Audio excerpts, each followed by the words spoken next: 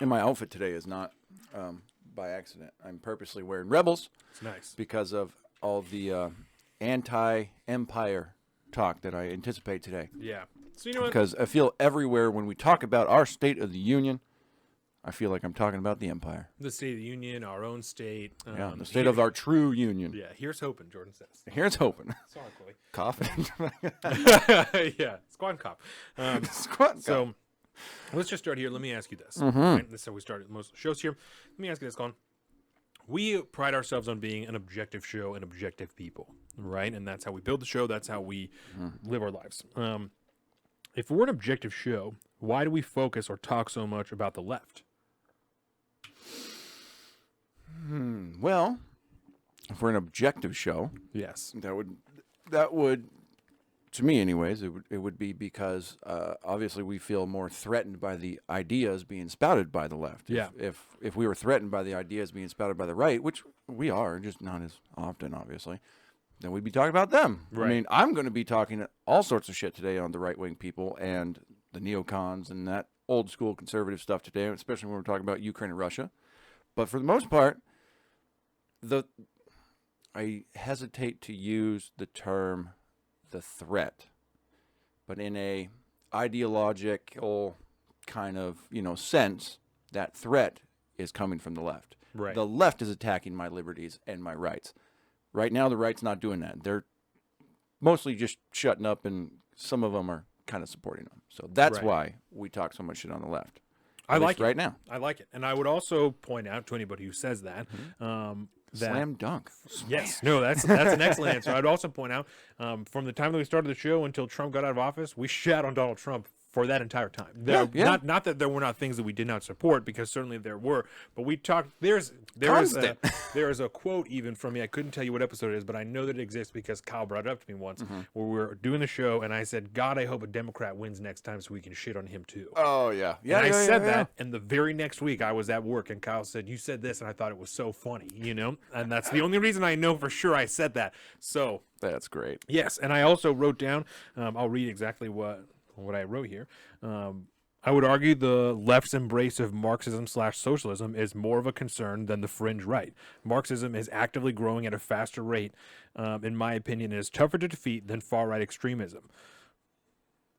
Yeah, and I would add on to that to also indicate and think when you really listen to the minds that talk about this stuff, like James Lindsay and Peter Boghossian and the deep academic intellectuals will teach you that what we see on the surface as being a threat and the things that we're talking about now in like the ideological battlefield, if you will, is only literally the tip of the iceberg. Right. There's an entire subculture and substructure. I mean, where do you think the humanities career path came from? Right. It was when people like me were looking at going to college, and their parents or their, whatever it was talking about, like, why would you want to go get a degree in underwater basket weaving or whatever it is? You go, you get some bullshit humanities degree, and there's no jobs out there for you, except, oh wait, you get enough of them, they're going to create a market for it. Right. This didn't exist 20 years ago, but all the foundation was laid to the point where we have institutions now that are built by this, and we're just now, it's that the ocean volcano has finally peaked above the surface, but you have an entire foundation to fight against for probably the next few decades. Right. James Lindsay has an entire podcast, New Discourses, that he reads and breaks down different Marxist papers, socialist papers, all those things. He reads through them, breaks them down so that they're easier to understand. It's a fantastic podcast for anybody, especially parents. Because What's it called again? It's called New Discourses. New Discourse. And especially for parents, because he focuses so much on schools and children, that I would recommend that to anybody. The episodes are about an hour and a half, pretty standard podcast length episodes, and yeah, they're I mean, he doesn't even do videos like he does YouTube shows, but it's just a picture and then his podcast. So, but yeah, I would recommend that to anybody who is starting to see the threat, feel the threat, doesn't really understand exactly what's happening, but knows that they're uncomfortable with what's happening. Yeah. New Discourses is a great place for you to go. There's a lot of very introductory things. What is critical race theory? What are these things? Breaking them down by the actual people who wrote the papers, who made the arguments. He's breaking down their arguments to explain to you exactly what they're saying. Yeah, it's funny. He was on the IRL podcast Just on last night. Friday. Yeah, and I last did night. did not get to watch it. Oh, but it's I saw pretty it. damn good. I am in love with James Lindsay. And it will, like, it wasn't too contemporary, which is nice. So it'll still serve you good on Monday when you have time at work or whatever. It's a great one. But the dude is just he's a living encyclopedia against critical theory. Yes. And I mean, this is the guy I think we talked about at the time, but him and his partners, Peter Boghossian and Helen Pluckrose. Yes. Helen Pluckrose wrote these series of papers back in, I don't know, when was it? It was years ago. At this point, when the critical theory was really starting to be flooded out there. I think it was around then. And it was like they wrote these bullshit papers, totally made up all the things and just made it all fancy, used the right language. I think they did one where they converted Hitler's manifesto into like its own version of like a leftist propaganda thing. Right. And they submitted them through the academies.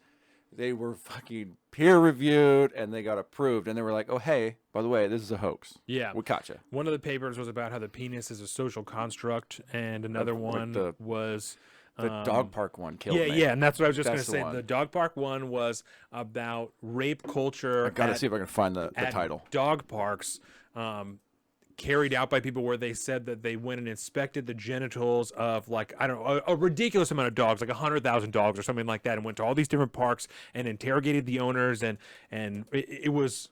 Dude, it was so great. Absolutely bizarre. Absolutely bizarre. And it was accepted into an actual journal for critical theory, you know? And so all of this was done in an effort, like you said, to point out how ridiculous these fields are, that they aren't, the purveyors of these fields and of these ideologies are not even able to decipher what is bullshit and what is real. And that's how ridiculous those It was Mein fields are. Kampf that they did that. Yes, and Mein they Kampf. turned it into they just changed it to feminist language. Yes.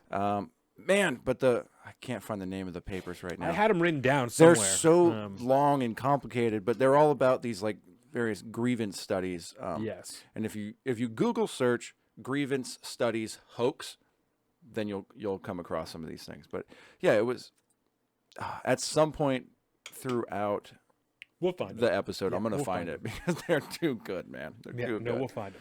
And the second part that I want to ask you about, let me ask you this, right? Feeds to your question. So now let me ask you this, right? With the insane, with the insane tensions, right? Is the conservative war hawkery, no-fly zones, things like that, a more immediate threat, right? And I think that you answered that it is. You're going to be talking a lot about that today. Yeah. You know, that we are not afraid, and the whole point of the podcast is to talk about what is threatening your liberty, right? And we discussed that last week in general terms more about Joe Biden, because at the time the administration seemed like they were really pushing for war, you know, and now that it's going on, now that war is happening, we're seeing people from both sides of the aisle arguing for it for different reasons. Yeah. But some of the more bold actions that we're going to get into later, like you said, are coming from a lot of the conservatives, Republicans that are talking about no-fly zones, things like that, things that need to be enforced by American military that would unquestionably enter us into a direct war with Russia. Yep. So we're going to be getting into a lot of those things later. Welcome to the south of the streets, coming at you every week with this food for thought. Hope you ready to eat everything.